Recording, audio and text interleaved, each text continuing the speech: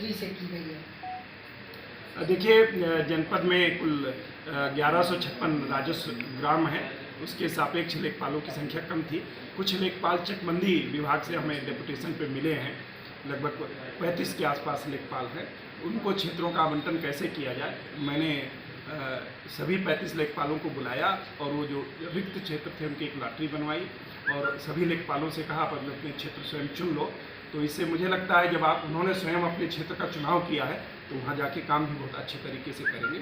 और इसी तरीके से विकास विभाग में हमारे 946 ग्राम पंचायतें हैं और लगभग हमारे पास 150 के आसपास ही ग्राम पंचायत अधिकारी थे।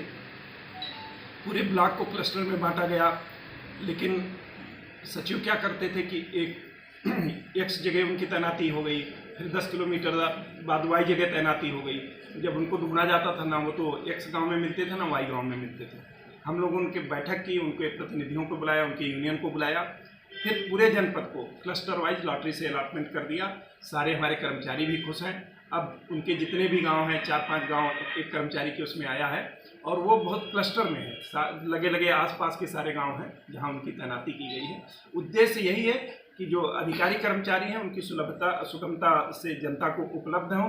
जो जन सेवाएँ हम लोग जनता को प्रोवाइड कर रहे हैं वो हम समय से दे पाएँ और जनता और अधिकारी कर्मचारियों के बीच में एक हमेशा संवाद बना रहे और जनता को पता हो कि ये अमुक ग्राम पंचायत अधिकारी, अमुक लेखपाल कहाँ कब किस दिन मिलेगा।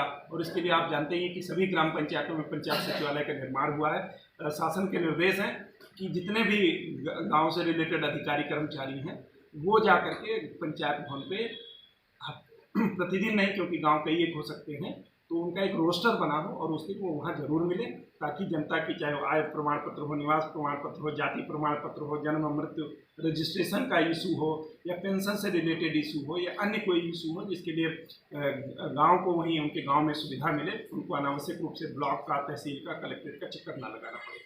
सर, लॉटरी से ट्रांसफर के पीछे की मंशा क्या है सर?